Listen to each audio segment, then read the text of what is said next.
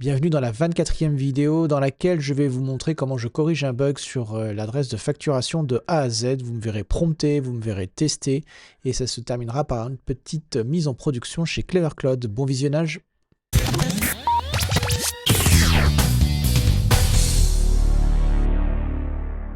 Allez, on va faire un peu de correction de bugs ce soir. On va rajouter un champ qui permet sur les factures de saisir le purchase order, le numéro de commande, le numéro d'engagement pour les factures pour l'État. Bon, ok, c'est pas un truc super intéressant, mais ce qui est intéressant, c'est ce qui va se passer avec Cloud Code. Alors, j'ai commencé par lui demander de me générer une facture à l'État invoice sent. Et donc là, on voit qu'il utilise notre petite skill test data generator qu'on a codé dans la vidéo 21 et 22. Donc là, on a une facture. On va aller voir la tête qu'elle a tout de suite.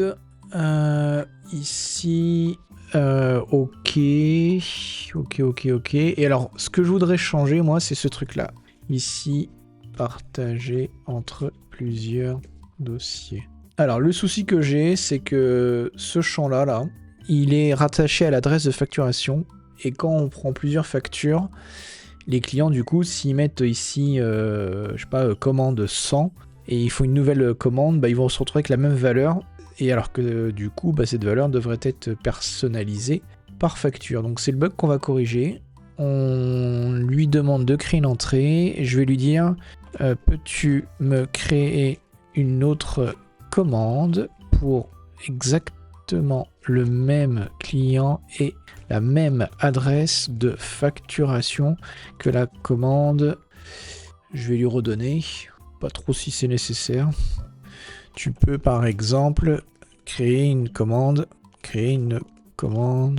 avec 3 places conf avec le statut qu'est-ce qu'on va mettre? Paid. Non, e-created, facture créatée.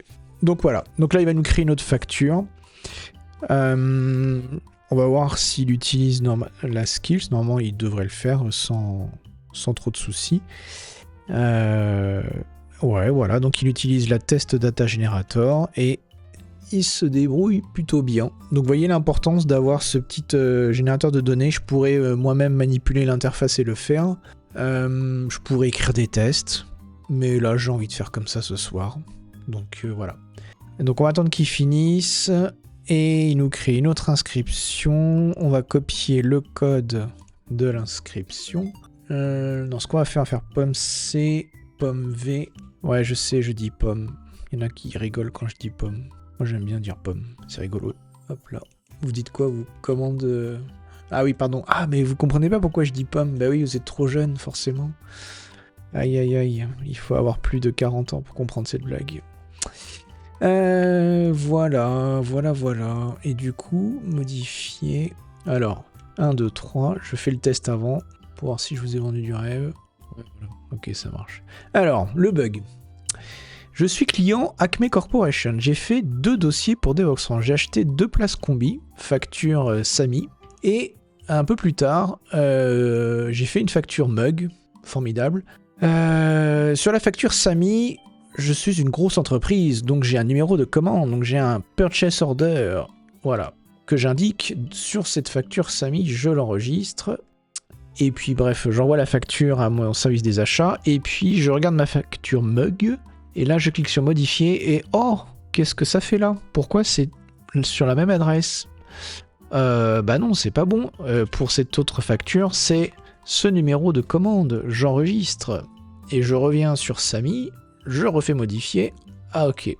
Donc c'est ça qu'on va résoudre. Le problème c'est que ce champ-là, en fait, il est rattaché à l'invoice adresse. C'est un truc qui est vieux, qui est là depuis pas mal de temps et qui est pas catastrophique, mais bon, à chaque fois je dois bidouiller à la main. Donc du coup j'ai fait un prompt en anglais, je sais pas pourquoi, où j'explique ce que je veux faire. Je lui donne un exemple de facture pour qu'il comprenne. Et bon, le prompt est assez long. Et je l'ai mis en mode planification. Qu'est-ce qui s'est passé? Alors, depuis qu'on est sur Claude 2.0.55, on commence à avoir des choses intéressantes comme des agents d'exploration quand vous passez en mode plan. Donc là, vous voyez, en fait, il lance en parallèle avec des tokens différents, des fenêtres de contexte différents. Il y en a un qui explore le fonctionnement des factures, il y en a un qui explore mes templates et il y en a un qui explore mes tests. Pourquoi il fait ça ? Et pourquoi ça marche comme ça ? Parce que moi, avant, j'ai raconté ma vie. J'ai fait un prompt vraiment complet. J'ai essayé de penser à peu près à tout ce qu'il y aurait à modifier, que ce soit l'interface d'admin ou les PDF pour les clients finaux, là, les fameux les factures, la vue client. Donc j'ai un peu essayé de tout penser et je lui ai dit de regarder les tests unitaires et je lui ai demandé de faire des choses avant de commencer à faire quoi que ce soit. Donc c'est grâce à ce système là que Claude Code maintenant, vous voyez ici, il est capable de paralléliser les choses et de se débrouiller plutôt pas mal. Et comme je suis en mode de planification, maintenant il va me poser des questions. Est-ce que ce nouveau purchase order champ doit être lié au numéro de la facture ou alors ce qui doit être stocké comme l'invoice detail?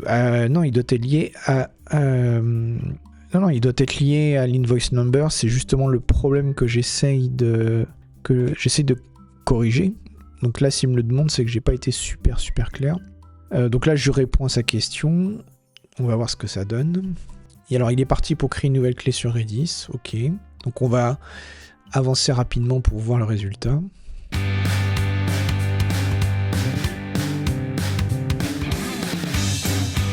Là, ce que je fais, en fait, bon, il est en train de commencer à travailler. Je lui rajoute, non pas une consigne, mais un indice. Je lui dis, tu peux utiliser les 2 inscriptions qu'on a créées pour pouvoir faire tes tests. Et là, du coup, il me dit, ok, merci, pas de souci, mais bon, laisse-moi d'abord continuer. Et donc là, il est parti. On va voir combien de temps ça prend et combien de tokens ça prend. On va surveiller ça. Allez, on fait avance rapide. On va se retrouver, je pense, à la fin de cette implémentation. Je vous retrouve dans quelques instants.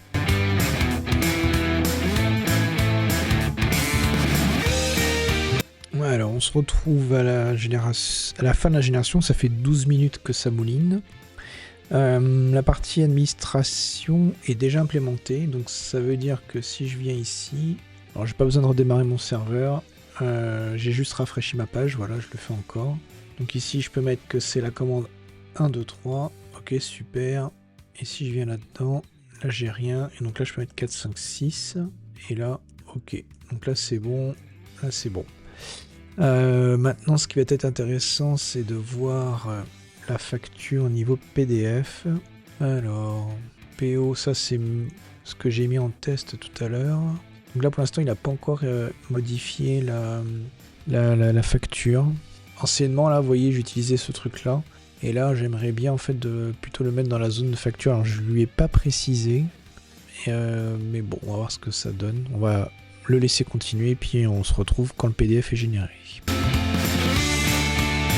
Alors, on reprend 2 minutes plus tard, même pas. Et donc là, il a implémenté la modification sur le PDF. Donc, il a décidé de l'afficher ici. C'est pas mal, mais je pense que je vais lui demander de le déplacer dans la zone de facture. Je ferai ça après.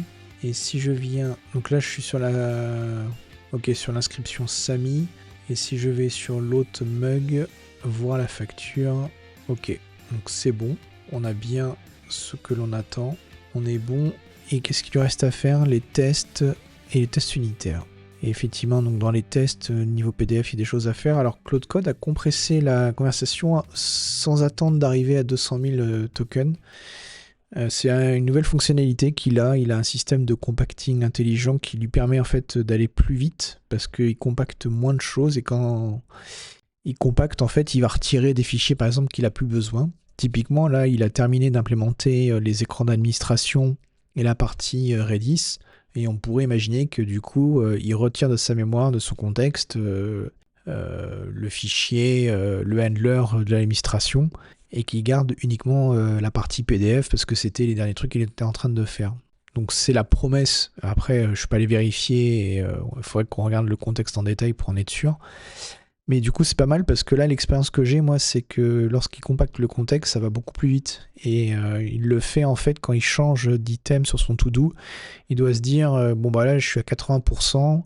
Peut-être qu'avant de continuer, ça vaudrait le coup que je flush et que je reparte. Enfin, pas que je flush, mais que je compresse mon contexte. C'est documenté hein, sur le site d'Anthropic, vous pouvez voir comment c'est fait, il y a des trucs assez sympas, je vais aller vous chercher les liens là pendant qu'il termine. Alors je vous ai trouvé le lien qui explique comment le système de compression du contexte fonctionne. Je vous ai mis le lien dans les notes de l'épisode. C'est intéressant, donc il y a un effet de seuil qui est calculé, le seuil à partir duquel du coup Claude va décider de lancer la compression du contexte, donc c'est le nombre de tokens en entrée, la partie cachée, ce qu'il a lu et les tokens qui reviennent. Ok. Alors, du coup, à quoi ça ressemble une compaction du contexte? En fait, ici, vous avez la conversation entre moi en tant qu'utilisateur et la réponse de Claude Code, et ensuite moi qui demande d'utiliser des tools et ainsi de suite. Donc en fait, c'est une conversation, et la version compaction qui passe du coup de 100 000 tokens à 2-3 000 tokens dans l'article là, c'est un résumé de ce qui s'est passé. Donc on retrouve un résumé et on perd évidemment les fichiers qui ont été ouverts et ainsi de suite quoi. Et tout ça parce que vous le savez depuis la vidéo 2 ou 3 de cette série de vidéos, le contexte est limité et avoir un contexte d'1 million de tokens, c'est pas très intéressant parce que aujourd'hui les moteurs vont commencer à halluciner et c'est intéressant en fait qu'ils oublient une partie des choses pour pouvoir se concentrer uniquement sur les choses qu'ils sont en train de faire. J'ai envie de vous dire, c'est un peu comme des humains. Si on n'oubliait pas une partie de ce qu'on fait et ce que l'on sait, je pense qu'on deviendrait fou. Et donc là, on est un peu dans cette situation. Je vous laisserai lire l'article. Je le découvre en même temps que vous. Hein. Je vais pas faire croire que je l'ai lu et que je suis un expert. Mais ouais, intéressant. Intéressant parce que là, on est sur l'API de Cloud Code qu'on peut contrôler. Ouais.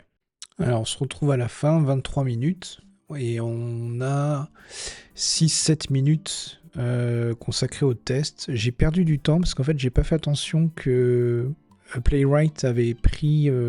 n'était pas en tâche de fond. Donc là, vous voyez, il y a Cloud Code qui attend que Playwright s'arrête, et chose qu'il fera jamais. Et j'ai pas fait attention, donc là j'ai perdu 3-4 minutes en faisant autre chose, en lisant des articles sur le blog de Anthropic. D'où l'importance de garder le nez sur la console et de ne pas le laisser faire, parce que là on est parti pour cramer des tokens comme une fuite d'eau. Voilà, il aurait continué, il aurait tourné en rond. Et Playwright, j'en suis pas méga supra convaincu, j'utilise le serveur MCP là. C'est pas mal, mais ça reste toujours assez lourd quand même, je trouve. Il faut quand même des très très bons tests unitaires, et ensuite seulement mettre un peu de tests end-to-end, mais je crois que je vais trouver une skills assez affûtée pour peut-être revoir tout mon plan de test. Donc là, vous voyez, il était à 16 tests qui ne marchaient pas tout à l'heure, il est toujours à 16 tests qui ne marchent pas 10 minutes plus tard, donc... je sais pas... Et en plus, les tests promo code n'ont rien à voir avec mon problème là. Donc je suis pas super convaincu. Enfin que je pense qu'en fait il a terminé de faire ce que je lui ai demandé et là il est en train de galérer à juste fixer les tests. Je vais lui faire un petit coup de ménage là puis je reviens. Bon là il s'en est sorti tout seul, il a fini entre guillemets. Donc qu'est-ce qu'il me raconte? Que j'ai 45 tests sur les 61 qui passent. Il y en a 16 qui ne marchent pas mais qui sont pas liés à le purchase order change et qui sont liés à la partie promo code. Je pense que c'est juste lié à la donnée. En fait, là, le serveur qui tourne, il tourne pas avec la base de test Redis. Et du coup, il a terminé. Mais je sais pas pour vous, mais un petit test perso. Alors, on va faire ça. Donc là, on a dit que quand on faisait voir la facture, on était content. Si je m'authentifie en tant que client, donc là je suis dans la peau du client qui regarde sa facture, enfin le devis en l'occurrence, donc là c'est la même chose, donc là on est bon. Je fais une petite visite rapidos, ça me paraît bien, et si je fais ça, le bon de commande, oui, ok, super, et la facture, ok, on va juste lui demander de mettre le numéro de commande purchase order dans la zone facture. Alors on va lui demander de bosser. Peux-tu déplacer dans le fichier PDF la zone numéro de commande Purchase Order dans le bloc facture en dessous du code d'inscription, s'il te plaît? Voilà, s'il te plaît, il sert à rien, il dégage. Voilà. Hop, c'est parti. Alors là, il devrait savoir ce qu'il faut faire puisqu'il est encore dans le contexte, toute l'histoire. Enfin, il sait ce qu'il vient juste de faire, donc il n'y a pas besoin de lui donner des tonnes de détails. Il me répond en français. Je vais d'abord lire le fichier PDF pour voir la structure actuelle, déplacer la zone numéro de commande dans le bloc facture sous le code d'inscription. Donc c'est exactement ce que j'ai envie. Un bloc qui est un peu petit, donc il va l'agrandir. Et puis supprimer l'ancien bloc. Parfait. Alors on se retrouve à la fin, il a fait ce que l'on voulait. On va même mettre une réduction de 5% sur ce super client qui est très sympa. Donc on aura 3 lignes plus une réduction. Donc on a un peu l'encombrement maximum sur le PDF et voyons ce que ça donne. Le numéro de commande il est ici, c'est parfait. Et nos 3 trucs, notre remise, il a viré en dessous. Et bah écoutez, j'ai envie de vous dire parfait. Et je vais même lui demander qu'info particulière soit mis dans le bloc facturé A. Alors, déplace le bloc dans le bloc facturé A dans le PDF sur la droite. Comme ça, on va avoir des factures parfaites. Les anciens clients, donc ceux qui ont déjà eu leur facture, verront dans la zone facturée A leur numéro de commande et les nouveaux le verront dans la zone à gauche. Et en vrai, ça sera parfait. Ouais. Allez, on va le laisser faire.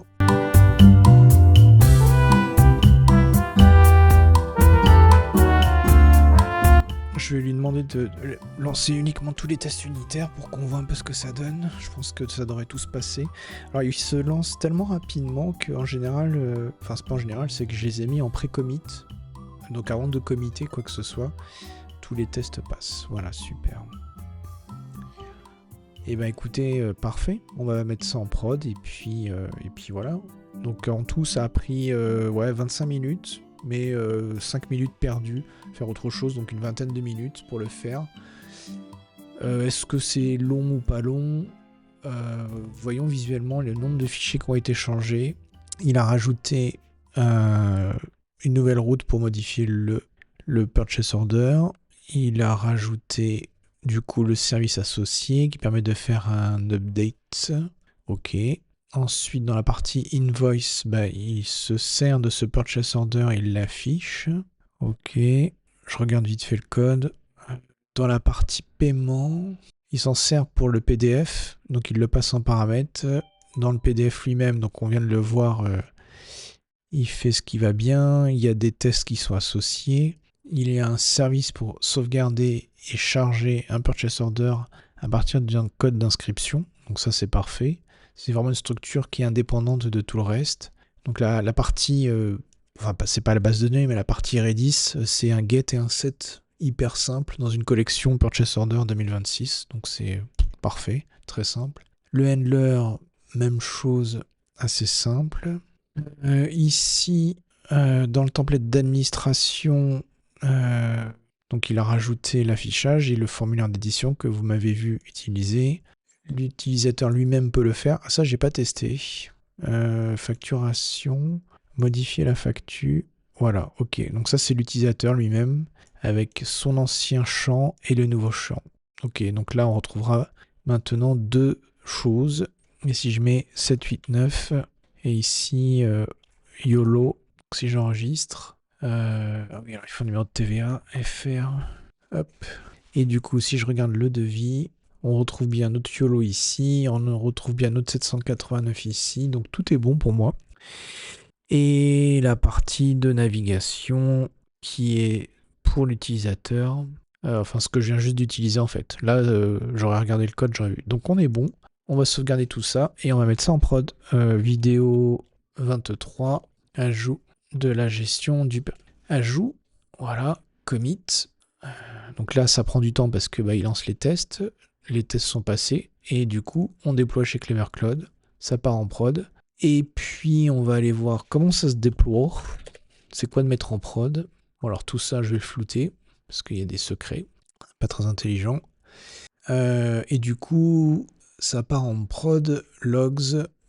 Donc on utilise une machine pour construire l'application qui crée un binaire et ensuite on utilise une autre machine pour la partie exécution. Ça se déploie, il télécharge des ressources. Donc vous voyez comment se fait la mise en prod, vous l'aviez peut-être déjà vu dans les premières vidéos, si vous recherchez sur la chaîne dans la playlist, vous retrouverez les vidéos où j'explique le fonctionnement de Clever Cloud. Mais pour ceux qui ne connaissent pas, c'est un hébergeur français, ce sont des Nantais, et une boîte qui bosse avec nous depuis bientôt 10 ans. Et donc le déploiement, comme on met en prod, on fait juste un git push, et puis voilà. Et puis il y a un autre serveur Redis de prod qui est là, et puis notre registration, elle fonctionne avec un tout petit serveur, minuscule, parce qu'il n'y a pas de charge dessus. Et puis voilà quoi. Il faudra que je sois assez attentif à ce que je n'ai pas révélé des secrets en cliquant un peu partout. Mais bon, je voulais vous remontrer le fonctionnement de cette partie-là qui est assez sympa. Et puis voilà, ça y est, presque, non, je sais pas. Et il est en train d'arrêter l'ancienne instance. Donc là, voilà, il a démarré la nouvelle instance. Donc là, ça y est, c'est passé, c'est parti en prod. Vous voyez, ça prend pas beaucoup de temps. C'est cool. Mais voilà, on va voir. J'ai d'autres choses à faire. Je vais continuer encore un petit peu. Mais bon, c'était pour vous faire une petite vidéo sur cette partie-là. C'est toujours sympa, je trouve, avec Claude Code. Merci d'avoir regardé cette vidéo. N'oubliez pas de vous abonner. Épisode 24, dans lequel vous allez voir comment Nicolas améliore la gestion des factures. Nous irons en prod, restez jusqu'à la fin.